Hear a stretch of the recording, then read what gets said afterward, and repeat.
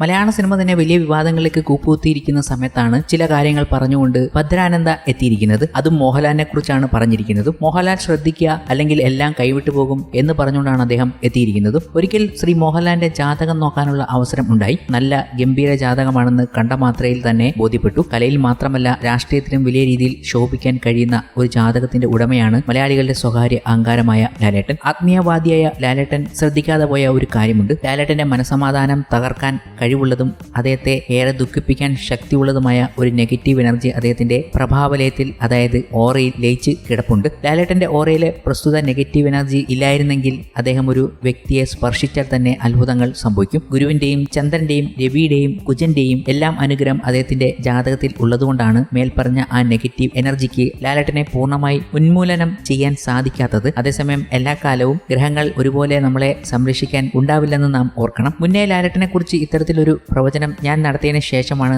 ലാലിസത്തിന്റെ പേരിൽ ഒരു വിവാദം ഉണ്ടാകുന്നത്. എന്നാൽ അതുപോലെ നിസ്സാരമല്ല ഇനി അങ്ങോട്ട് സംഭവിക്കാൻ പോകുന്ന കാര്യങ്ങൾ. ആർക്കും ദോഷം വരുന്നത് കാണാൻ വേണ്ടിയല്ല ഞാൻ പ്രവചനങ്ങൾ നടത്തുന്നത്, മറിച്ച് വരാൻ പോകുന്ന ദോഷങ്ങളെ മറികടന്ന് സ്വയം രക്ഷ നേടാൻ വേണ്ടി മനുഷ്യബുദ്ധിയെ തട്ടിയുണർത്തുകയാണ് ഞാൻ പ്രവചനങ്ങൾ കൊണ്ട് ലക്ഷ്യമിടുന്നത്. മോഹൻലാൽ എന്ന വ്യക്തിക്ക് ഉണ്ടാകുന്ന നാശം ഒരു നാടിനെ തന്നെ പിടിച്ചുലയ്ക്കും എന്നതിൽ തർക്കമില്ല. അത്തരം ഒരവസ്ഥയ്ക്ക് വഴിയൊരുക്കണോ വേണ്ടയോ എന്നത് ലാലേട്ടനോട് അടുപ്പമുള്ളവരാണ് തീരുമാനിക്കേണ്ടത്. അറിഞ്ഞും അറിയാതെയും ചെയ്ത തെറ്റുകൾക്ക് പ്രായശ്ചിത്തം ചെയ്യുക, സൂക്ഷ്മ ശരീരത്തിലൂടെ ഓറയ്ക്ക് ഉണ്ടായ തകരാറുകൾ കണ്ടുപിടിച്ച് അതിനെ പരിഹരിക്കുകയും ചെയ്താൽ ഒരു പരിധിവരെ ലാലേട്ടന് രക്ഷ നേടാൻ സാധിക്കും. ഇല്ലെങ്കിൽ വിധിയുടെ വേട്ടയാടലിന് കീഴടങ്ങേണ്ടി വരും. നടൻ ദിലീപിന്റെ കാര്യം അറിയാമല്ലോ. കാവ്യാമാധവനുമായുള്ള ദിലീപിന്റെ വിവാഹം കഴിഞ്ഞപ്പോൾ ഞാൻ എന്താണ് ഫേസ്ബുക്കിൽ കുറിച്ചതെന്ന് നവമാധ്യമങ്ങളിൽ പരതിയാൽ അറിയാം. ദിലീപിന്റെ സമയം തുടങ്ങിയെന്ന് പറഞ്ഞുകൊണ്ട് ദിലീപിന്റെയും കാവ്യയുടെയും ഓറകൾ തമ്മിൽ ചേർന്നാൽ ഉണ്ടാകുന്ന കുഴപ്പത്തെക്കുറിച്ച് നടത്തിയ എന്റെ ആ പ്രവചനത്തെ ദിലീപ് അടക്കം പുച്ഛിച്ച് തള്ളിയെങ്കിലും സിനിമാമംഗളം അടക്കം ആ പ്രവചനത്തെ ഗൗരവമായി എടുത്തിരുന്നു. The snow cap will not be there in the Himalayas always